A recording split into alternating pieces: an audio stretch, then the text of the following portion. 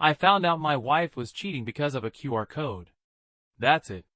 One tiny sticker behind a bathroom mirror. That's how a 12-year marriage with Lisa blew up in my face. I wasn't snooping. I wasn't suspicious.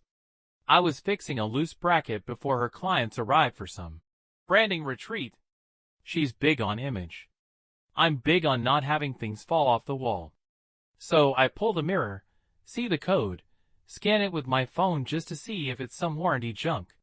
Instead, it opens a private iCloud folder. No lock. No warning. First thing I see is a video. Lisa. Lingerie. Not for me. She's laughing, not a care in the world, talking to a guy behind the camera. He calls her his queen. She smiles like it's the first real smile I've seen from her in months. There's more. Selfies in hotels. Messages. Screenshots of our texts. Her making fun of me. Voice memos. He'll never get it. He thinks money fixes everything. Honestly, I just froze. Right there, standing in the middle of my own house, holding a drill in one hand and my phone in the other. That's how I learned. Not from a confession. Not from some friend. From a damn QR code she hid where only someone fixing her mess would find it. Lisa's 35. Brand consultant. Runs the kind of business where every week is another work trip. I'm Paul, 41, CTO at a fintech firm in Seattle. Good money. Big house on Queen Anne. No kids, her choice, not mine. Met her at a tech party in LA. She walked up, asked if I was selling my soul or just my time. I thought it was clever. Now I wonder if she just spotted an easy mark. I didn't confront her. Not that day. I copied everything, photos, videos, texts. All of it. Put it somewhere safe. Then I went back to hanging the mirror, my hand shaking so hard I nearly dropped the glass. And I started watching. Really watching. Every late night call. Every. Just 5 more minutes. At the gym. Every time she left a room to answer a text. I paid attention. Because now I had proof. And I wanted to see just how far she'd go to keep her little secret. That's where it started. The QR code, the files, the cold shock. But it didn't end there. Not even close. For days after I found the folder, I got punched in the face in a parking lot. No warning. No shouting match. Just a clean hit to the jaw from a guy I'd never seen before. I just picked up dinner from a Thai spot we like downtown. Was heading to my car, bags in hand, when this guy came out from between 2 SUVs like he was waiting for me. He didn't ask who I was. Didn't say my name. Just walked up and hit me. Full swing. Straight to the side of my face. Food dropped. My keys hit the pavement. I stumbled back, caught myself on the car door. Before I could even react, he barked out. "You ever touch her again, I'll put you in the hospital." Then he walked. Fast. Like he had somewhere to be. Didn't even look back. I stood there, heart pounding, mouth full of blood, trying to process what the hell just happened. Who the hell was her? There was only one person that made sense. Lisa.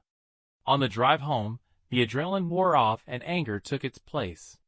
I had a welt forming on my cheek and spicy noodles cooling in the passenger seat. And I was thinking, she told someone something. Something big. Something ugly. But she didn't know I had found the folder. As far as she knew, I was still the same idiot husband hanging up guest towels and pretending everything was great. So I walked into the house calm. Not quiet, calm. She was at the island, scrolling on her phone. Candle lit. Wine glass full. She glanced up. Paused. Then blinked a little too slowly. "What happened to your face?" I set the bag down. "Someone hit me. In the parking lot." Her eyes widened. "What? Why?" "I don't know. Said something about me touching someone. Didn't explain. Just punched me." I watched her face. Carefully. She tilted her head. "Oh my God, Paul. That's insane. Are you okay? I didn't answer. Just let that hang in the air for a second. Then I asked level, "Have you told anyone we've been arguing lately?" She flinched. "Barely. Most wouldn't notice." "I did?" "I mean, not really. I vented to Karen a few days ago, said you've been tense." "You have, if we're being honest.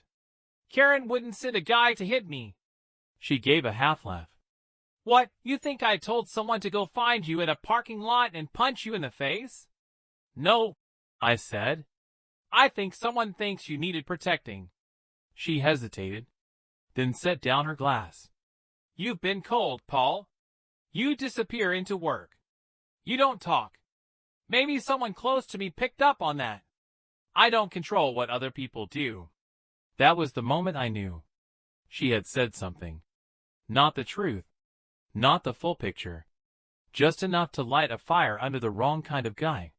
I went upstairs that night and stared at the ceiling for 2 hours. Because now this wasn't just cheating. This was manipulation. She was building a narrative. Planting seeds. Quiet ones. Paul's distant. Paul's cold. Paul's angry. So if something happened, if I suddenly filed for divorce, or worse, she had cover. She was setting up the frame before she hung the picture. That night, I started documenting everything.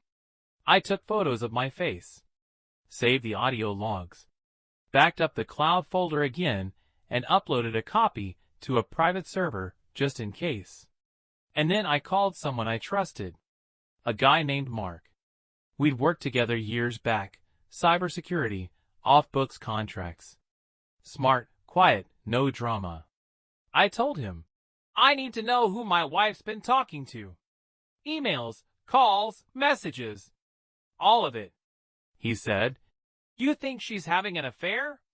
I said, "She's already having it." Pause on the line. Then he said, "Okay, I'll get started tonight." I didn't go to the police. Yet. Because this wasn't a crime. Not officially. No witnesses, no broken bones. Just a man bleeding in a dark parking lot with no names. But that moment? That changed how I moved.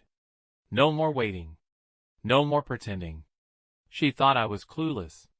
Now, I was building a case. And I was going to make sure I had everything before she realized the mirror was already broken.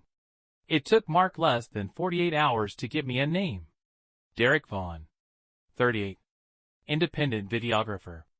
Works with influencers, lifestyle coaches, brand consultants. Plays the "I'm just creative and free-spirited" type, but has a history of flipping out on set. 1 incident report, no charges filed. 2 restraining orders, both expired. All quiet stuff, nothing that makes headlines. But enough to raise every red flag I've got. I recognized his face immediately. From the videos. Not the ones where he was holding the camera, the other ones. He showed up in a few short clips. Laughing with Lisa in a hotel. Shirtless on a balcony. One shot of him driving her car while she filmed him with a stupid grin on her face, saying, "My man's taking care of business." My man? Right. I sat there in my office, staring at the screen. Because now I had a face to go with the fist. Derek had punched me in a parking lot. And Lisa? She knew exactly who he was. Mark kept digging. Derek's been in and out of money. Lives in a rented loft in Capitol Hill. Drives a black Range Rover, leased. No assets in his name. But here's the kicker. 2 months ago, Lisa started paying for marketing services from a company that doesn't even have a working website. Owner? Derek Vaughn. It's a paper trail, but not a subtle one. She's been funneling money to him, keeping him close, feeding him both cash and stories. And this guy, this dude who hit me and walked off like he was doing someone a favor, probably thinks I'm the villain in some domestic soap opera. Now I had a choice. Confront her? Confront him? Or sit back and keep pulling the thread? I picked option 3. Because the deeper I went, the more I realized something. This wasn't just about cheating. This was control. Lisa was smart. Not brilliant, but calculating. She didn't just stumble into an affair. She built it. Chose the guy, financed him, told him stories about her distant husband to justify whatever they were doing. And Derek? He wasn't just some fling. He thought he was the savior. The hero. The guy who'd rescue her from the cold tech guy with the big house and no soul. A week after the punch, I ran into Derek again. This time, I was ready. He didn't see me at first. I spotted him at a coffee shop near South Lake Union. Same place Lisa always claimed to meet clients. He was alone. Laptop open. Editing video. I didn't say a word. Just sat 2 tables away and watched. Then I said, "Mark a quick photo."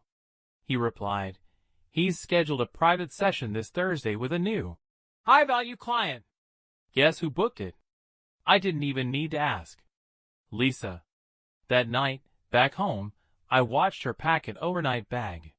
She said she was heading to a retreat center. Client's doing a vision workshop up north. I just nodded. Said, "Drive safe." She kissed me on the cheek. Walked out the door like nothing was off. Like she hadn't sent a guy to punch me. Like she hadn't been wiring money to her boyfriend. Like I was still Paul, the boring, stable, clueless husband who paid for her skincare subscriptions and believed in space. You want to know the truth? I could have ended it right there. I had enough. The photos. The cloud folder. The payments. The videos. The punch. But I didn't want a clean break. I wanted the whole thing. The full truth. I wanted her to know I knew. I wanted him to realize he got played. And I wanted every detail on paper before either of them had a chance to spin it into something it wasn't. Because once you know someone's been building a lie, you don't kick the door down. You wait until the whole house is finished. Then you burn it down. Thursday, I followed her. She left around 10:15 in the morning, just like she said she would. Wore those high-waisted beige pants she always saved for creative meetings. Hair up in that lazy knot that took her 45 minutes to make look effortless. She kissed me goodbye, smiled, said, "Don't wait up, it's a long one." She had no idea I'd installed a tracker under her car last weekend. I gave her a 20-minute head start, then pulled up the app and followed the dot. She didn't go north. She went east. Right into Capitol Hill. Pulled into a building I knew already, Derek's loft. Parked. Grabbed her bag. Let herself in. Like she'd done it 100 times. I didn't go in. Not yet. I waited. Sat in my car, watching the entrance, just letting my pulse slow down. Letting the tension settle into something useful. I stayed there for an hour. Long enough to know she wasn't coming out anytime soon. Then I left. But I came back the next day. Alone. No tail, no tracking. Just me. And Derek. Friday afternoon, I buzzed his intercom. Didn't give a name. Just waited. He answered after a few seconds. "Yeah," I said. "We should talk." Silence. Then the door buzzed. I walked in. No shaking hands. No racing heart. Just a steady hum under my skin like I was walking into a job interview I didn't need. He opened the door wearing sweatpants and a tank top, holding a protein shake. Looked confused. Maybe annoyed. Probably trying to place my face. Then I saw it. That flicker of realization. From the punch. He stepped back, suddenly defensive. "What the hell are you doing here?" I didn't move. "You hit me last week. Remember?" His jaw clenched. "You're Lisa's husband." "That's right." He opened his mouth, probably to launch into something, but I cut him off. "Relax. I'm not here to hit you back. I'm not that dumb." He narrowed his eyes. "Then why the hell are you here?" I took a slow breath. "Because I want you to know who you're dealing with." I pulled a flash drive from my coat pocket and set it on the counter inside his door. That's a copy of the folder. The one she keeps hidden behind a QR code. You know the one. His face went pale. Fast. She never told me she... Of course she didn't, I said. She lied to you. Like she lied to me. You thought you were the secret. Truth is, you were a project. He didn't say anything. Just stood there, blinking. Like his processor froze mid-load. I stepped closer. She told you I hurt her, didn't she? Said I was cold? Angry. Maybe worse.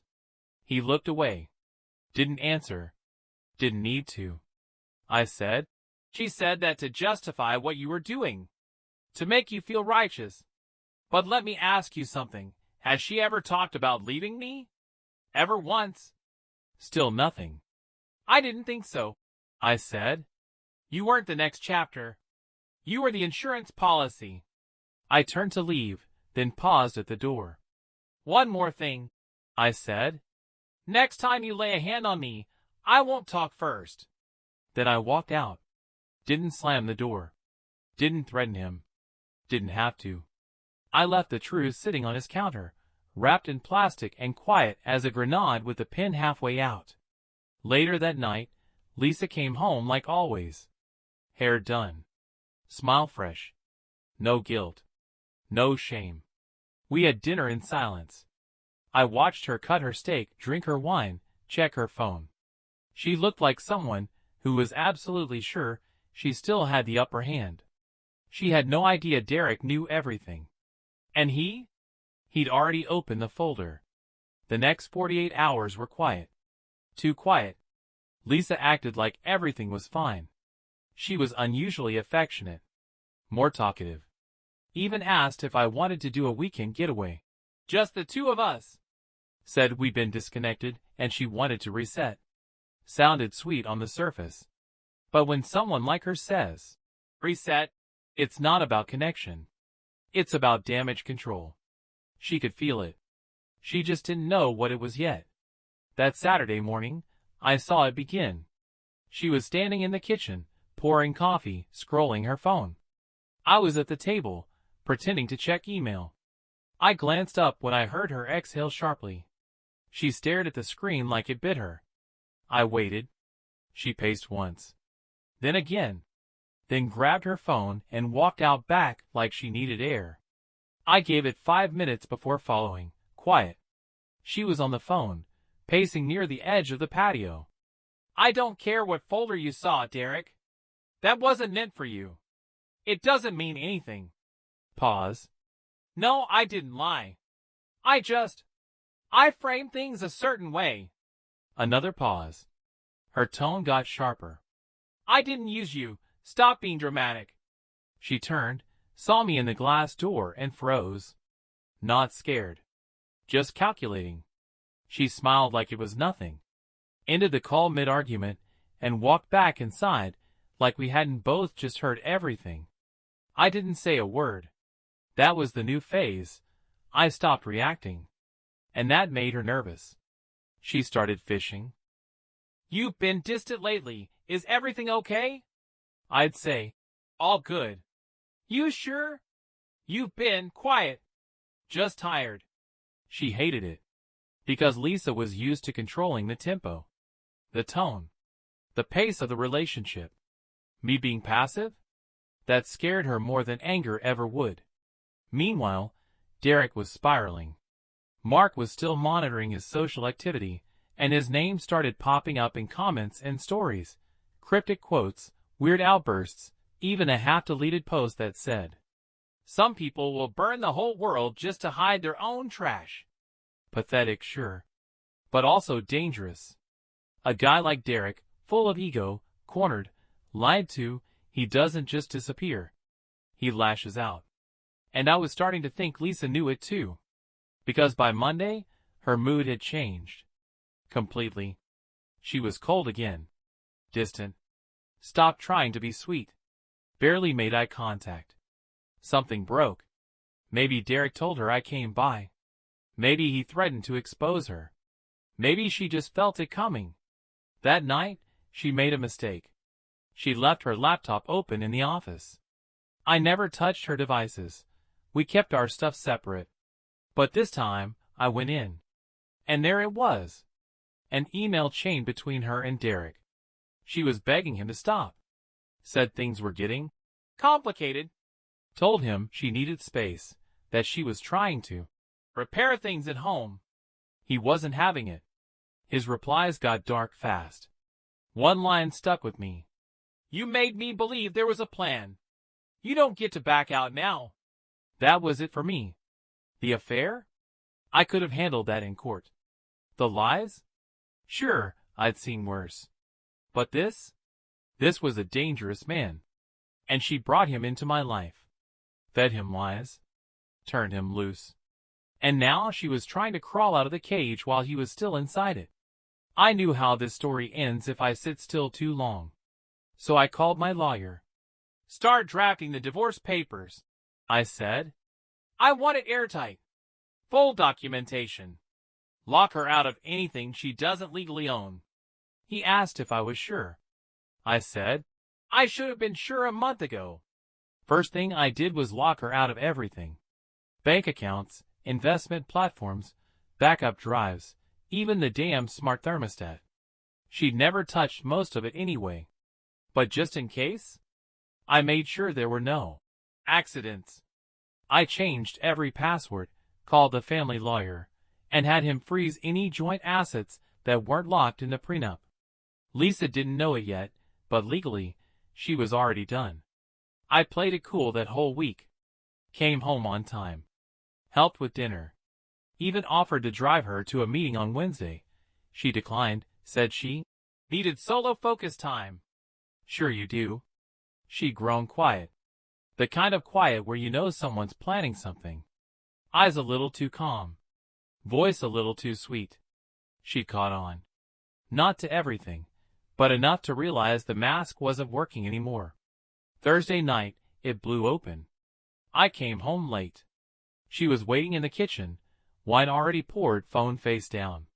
She smiled. "We should talk," I said. "Sure. You first."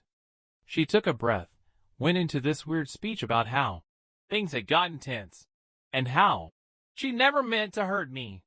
She said she felt misunderstood for a long time, and some people made her feel seen again.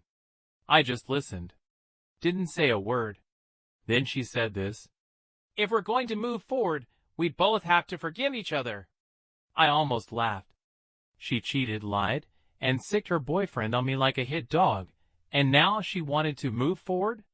I finally asked, "How long have you been seeing him?" She blinked. "What are you talking about?" "Derek. You don't have to lie anymore." That pause? That was the first time I ever saw real fear in her eyes. Not guilt. Not regret. Just raw, OSH*T fear. She tried to pivot. Tried to make it about me. "You invaded my privacy? You went through my stuff?" I shook my head. "You recorded it all yourself, Lisa. I just found the folder you tried to hide." She stood up fast. Glass in her hand, still full. For a second, I honestly thought she was going to throw it. But she didn't. She just stared at me. "You've ruined everything." "No, Lisa. I saved everything." That night, I didn't sleep. Not because of guilt, I had none left, but because something kept crawling up the back of my neck. Derek. If Lisa was losing control of him, if he really believed she'd promised him something, he wasn't going to let go quietly. And he already knew where I lived, what I drove, when I came home. That made him dangerous. Next day, I had Mark sweep the house. Bud check. External surveillance review. He found nothing, but told me straight. "This guy's impulsive. If he thinks you're the reason she backed off, he might come for you again." I didn't need convincing. I called a private security firm. Hired a patrol to circle the property at night. Got cameras installed at every angle. Real ones this time, not just the Nest junk. And then I did something I never thought I'd do. I told my boss. Not the whole story, not the dirty laundry, but enough. Told him I was going through a dangerous personal situation and may need flexible hours. He nodded. Didn't ask for details. That's the kind of thing money buys. Silence, not sympathy. That weekend, Lisa didn't come home. She said she was at a retreat. I tracked her phone to a hotel near the airport. She turned off location sharing the next morning. That was her move, trying to pull the plug. Regain control. Problem was, by now, she didn't own any of the board. And I wasn't just playing defense anymore. It happened on a Tuesday. Middle of the day. Bright out. People everywhere. You'd think someone trying to threaten your life would do it in the dark. But not Derek. He came straight into my office lobby like he had a meeting booked. Slick shirt, sunglasses still on, and that twitchy edge in his jaw like he hadn't slept in days. Receptionist called up, nervous. Said Mr. Vaughn was here to see me. No appointment. Wouldn't leave. I said, tell him to wait. Then I hit record on my phone, tucked it in my coat, and went downstairs. He was pacing near the windows when I stepped into the lobby. Looked up, saw me, and smiled, but not the kind of smile you give to someone you like. The kind you give to someone you're about to unload on. I walked up calm. Derek, I said. Bold move. He dropped the act instantly. You think you're so clever, don't you? His voice wasn't loud, but it was sharp. Controlled. I didn't answer. He stepped closer. You poisoned her against me. You couldn't handle the truth, so you turned her into a liar. I smiled a little. She didn't need help with that. He twitched, like he was deciding whether to punch me again. Then he said, she told me we had a future, that you were a monster, that everything was temporary. I looked him straight in the eye. Then why is she still sleeping in my house, Derek? That hit him. He blinked. His breath caught just enough to tell me I had landed it clean. Security stepped in before it got worse. Escorted him out without needing to touch him, though he wanted them to. I told them not to call the cops. Not yet. I wanted to handle this my way. That night, I came home and Lisa was in the kitchen, acting normal. Like she hadn't ghosted me all weekend. Like she wasn't dating a guy who just threatened me at work. I sat down at the island. Your boyfriend came to my office today. She froze for half a second, then kept cutting vegetables. He's not my boyfriend. I raised an eyebrow. He said you promised him a future. That I was a monster. Ring any bells? She didn't speak. Lisa, I said. If he shows up again, I'm calling the police. If you so much as send him a text, I'll subpoena every damn message. And if anything happens to me, he's suspect number one. Her hand stopped moving. What are you saying? I'm saying it's over. For real. And you better hope he doesn't do anything stupid, because you're already in deep. That was the first time she looked scared. Not scared of me. Scared of what she'd started. Because Derek was unraveling. And now, she couldn't control him either. I filed a restraining order the next morning. No more games. I gave them everything. Security footage, the audio recording, the old texts from the cloud folder. It was enough. Paper served by noon. That same day, Mark called me. He's been calling her nonstop. 15 missed calls this morning. One voicemail said, if I go down, so do you. There it was. She wasn't just playing with fire anymore. She was carrying it into a courtroom. The divorce papers were delivered. She didn't cry, didn't yell, just sat there flipping through them, page by page, like she was reviewing an article she already knew the ending to. So this is it? She asked. No, I said. This was it 6 months ago. You just didn't know yet. She nodded, like she respected the answer. The next few days were a blur of logistics. Meetings with the lawyer. More financial cleanup. I gave her 30 days to pack and move. The prenup was airtight. She didn't get the house, the investments, Nothing beyond what we'd agreed to when we still trusted each other. And she knew it. But she also knew something else. Public image still mattered, especially in court. So she tried the oldest card in the book. She filed a motion claiming I'd been emotionally abusive, cold, controlling, isolated her from friends and family. She didn't say I hit her, too risky, but she painted a picture, a manipulative one. And suddenly, I wasn't just divorcing a liar. I was defending myself from her version of the story. My lawyer called me, voice tense. She's trying to make this messy. Wants leverage. Probably hoping you'll offer a settlement just to shut it down. I said. She picked the wrong guy for that. Because see, I'd been quietly collecting.